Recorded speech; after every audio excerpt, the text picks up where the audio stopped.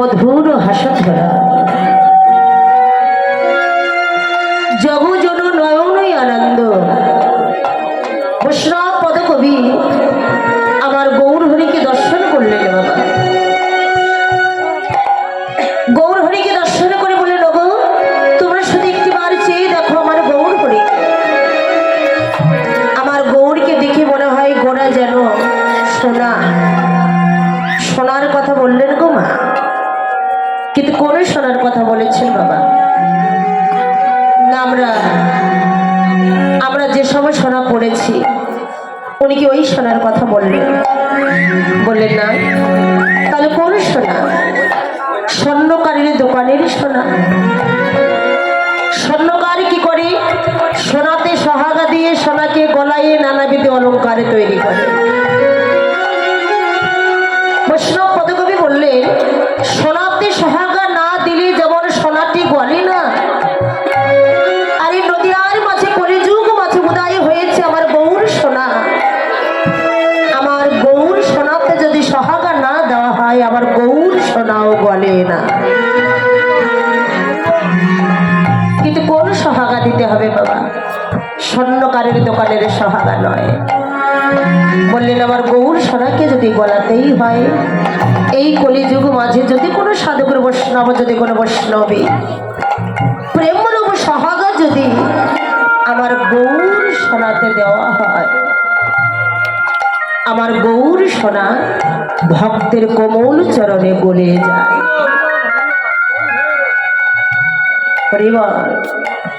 তাহলে কি বোঝা গেল মা? না, গৌর সোনাতে যদি প্রেমরূপ সোহাগা দেওয়া হয় আমার গৌর সোনাও গলে যায়। কলিযুগ মাঝে কোনো কিছু চান নেই আমার কাছে, আমাদের কাছে ভগবান কোনো কিছুই চান নাই। বিষয় সম্পদ, ফল, মিষ্টি, ফুল কোনো কিছু চান নাই গো মা। শুধু ভক্তি ভরে আমার প্রভুকে ডাকতে বললে, গৌর চরণে দেহ মনপ্রাণ অর্পণ করে দিতে বললে। সত্য যুগের মানুষরা ভগবানকে সেবা করিতেন গো মা। সেবা করিতেন কি করে? না, সত্য যুগের মানুষেরা নারায়ণের সেবা করিতেন সোনার পাত্রে করে।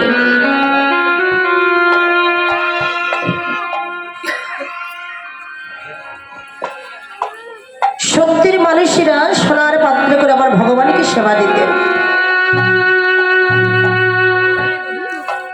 ত্রেতার মানুষেরা ভগবানকে সেবা দিতেন কেমন করে? রূপার পাত্রে করে সেবা দিতেন। দাপরের মানুষেরা ভগবানকে সেবা দিতেন কেমন করি বাবা? তামার পাত্রে করে সেবা দিতেন। তাহলে সত্যের মানুষ সোনার পাত্রে, ত্রেতার মানুষ রূপার পাত্রে, আর দাপরি মানুষেরা তামার পাত্রে করে ভগবানকে সেবা দিতেন। এবার আপনারা বলুন বাবা, কলিযুগের মানুষেরা আবার ভগবানকে কেমন পাত্রে সেবা দিলে আবার ভগবান গ্রহণ করবে? বৈষ্ণব পদকবি আমার গৌরীকে দর্শন করে বললেন, উনি কাঙালের ঠাকুর। প্রভু কলিযুগ মাঝে যে এসে উদয় হলেন, এমন দয়ালু, এমন কৃপালু যে কোন পাত্রে করে সেবা দিলে ভগবান আমার গ্রহণ করবে। সোনার পাত্রে নয়, রূপার পাত্রে নয়, তামার পাত্রে নয়, ভগবানকে সেবা দিতে বললেন মাটির মাল সাথে করে, মাটির পাত্রে করে সেবা দিতে বললেন। এই মাটির পাত্রে কিন্তু সবাই সেবা দিতে পারে, কিন্তু কলিযুগ মাঝে প্রভু আমার মাটির পাত্রে কেন সেবা করলেন? আর যুগের মতো তো বলতে পারতে আমি রূপার পাত্রে সেবা করব, আমি তামার পাত্রে সেবা করব। বললেন না, কলিযুগে প্রভু আমার মাটির মাল সাথে করে সেবা করেছে। কিন্তু কেন কলিযুগে মানুষের মাটির মাল সাথে করে সেবা না দিলে ভগবান আমার সেবা গ্রহণ করেন না, মহাপ্রভু সেবা গ্রহণ করেন না? মাটির মালের সাথে করে সেবা দিতেই হবে কেন?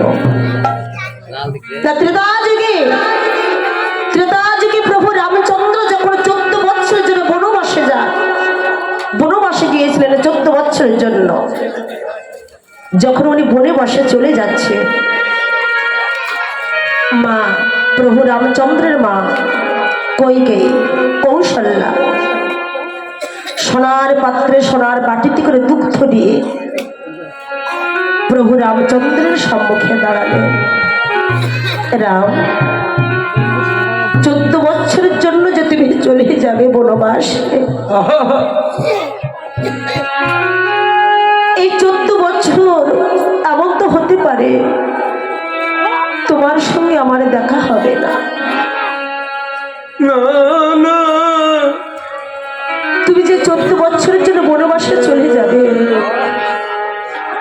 হয়তো তোমার সঙ্গে আমার দেখা হবে না বাবা। তো তুমি যে চলে যাচ্ছ, যাওয়ার সময় একটু দুগ্ধ সেবা করে যাও বাবা। আমি হয়তো এমন হতে পারে 14 বছর পর এসে তুমি আমার আর দেখতে পাবে না, আমি তোমার দেখতে পাবো না। তুমি একটু দুগ্ধ সেবা করে যাও বাবা। যখন সোনার পাত্রে দুগ্ধ দিয়ে প্রভু রামচন্দ্রের সম্মুখে ধরেছে, দুগ্ধ সেবা করতে যাবে, ঠিক এমন সময় দূরে দাঁড়াইয়েছিল বিমলা।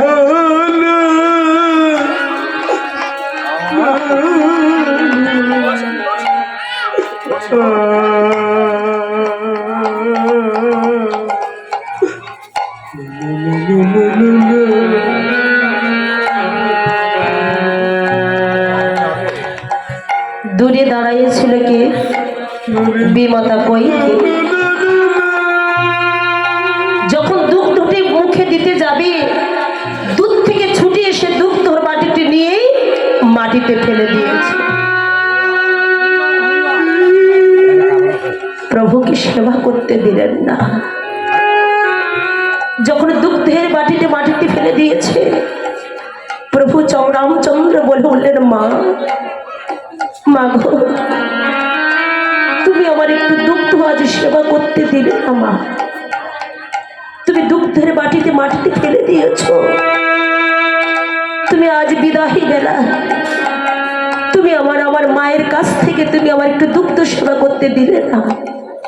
শোনো মা, তুমি যেমন দুগ্ধ আমার সেবা করতে দিলে না, মাটিতে ফেলে দিয়েছ, তোমার একদিন ওই দুগ্ধের সেবার জন্য, দুগ্ধের জন্য তোমার কাঁদতে হবে মা, তোমার একদিন কাঁদতে হবে। চলে গেল মা। সেই কইকেই দা পরে কে হলো গো বাবা? দৈবকী মা। ভগবান কৃষ্ণচন্দ্র যখন দৈবকীর গর্ভে জন্মগ্রহণ করলেন, গর্ভে জন্মগ্রহণ করলেন বটে, কিন্তু স্তনের দুগ্ধ তিনি পান করেননি। জন্মবার সঙ্গে সঙ্গে চলে গেলেন কোথায়? মথুরা, গোকুলে চলে গেলেন। দুগ্ধ তিনি পান করেননি গো মা। দৈবকীর গর্ভে আসলেন বটে, কিন্তু দুগ্ধ তিনি পান করেননি গো মা। যখন চলে গেলেন দৈবকী মা, ভগবান কৃষ্ণচন্দ্রকে ডেকে বললেন, কৃষ্ণ,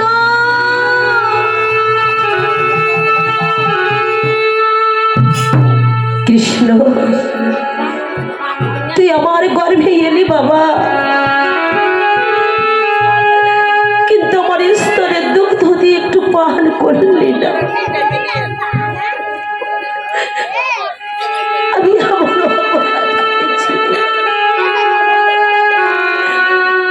তুই আমার স্তনের দুগ্ধ পান করলি না বাবা। যখন মাটিতে লুটাইয়ে পড়ে দৈবকী মামার কাছে দুগ্ধ ঝড় ঝড় করে পড়েছে মৃত্তিকার উপরে।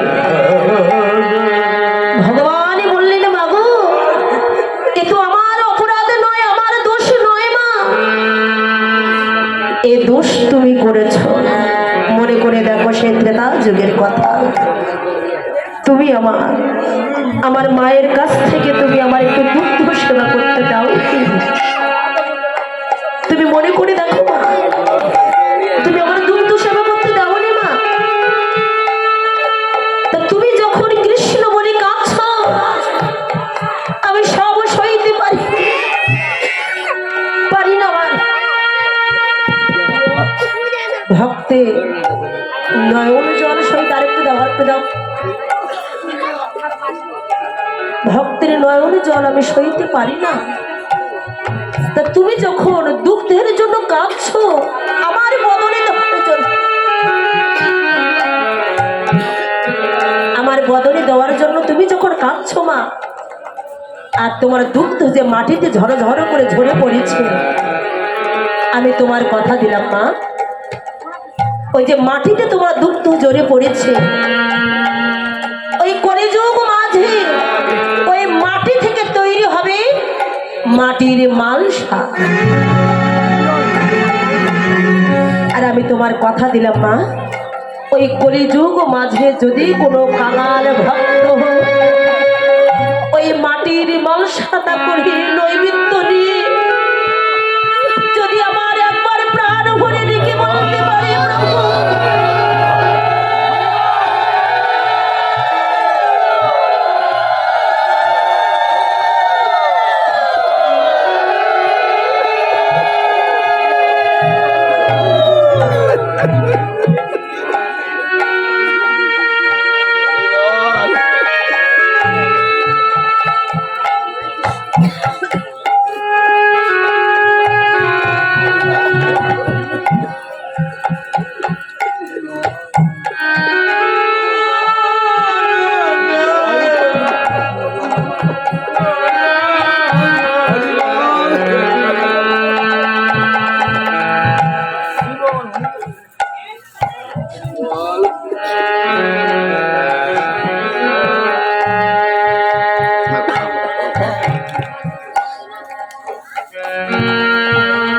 তুমি যখন এমন করে কাঁদছো মা, আমি তো সব সইতে পারি না। ভক্তের নয়ন জল আমি সইতে পারি না। আমি তোমার কথা দিলাম, তোমার দুগ্ধ যে মাটিতে ঝরে পড়েছে, ওই মাটি দিয়ে তৈরি হবে কলিযুগ মাঝে মাটির মালসা। আরে কলিযুগ মাঝে কোনো কাঙাল ভক্ত ওই মাটির মালসাতে নৈবেদ্য সাজাই যদি আমার একবার প্রাণ ভরে ডাকতে পারে, ওই কলিযুগ মাঝে মাটির মালসার প্রসাদ হবে আমার শ্রেষ্ঠতম প্রসাদ। আমি কথা দিলাম মা, ওই কলিযুগ মাঝে ওই মাটির মালসাতে করে আমি সেবা করব। তুমি তো আমার মা, আমি কথা দিলাম ওই কলিযুগ মাঝে ওই মাটির মালসাতে করে আমি সেবা করবো মা, আমি সেবা করবো। ওই জন্য বলেন কলিযুগ মাঝে যদি কেউ মাটির মালসাতে করে আমার বউকে সেবা দিতে পারে, বলেন নয়ন জলে ডাকিলে পারে, সে যে না এসে কি থাকিতে পারে।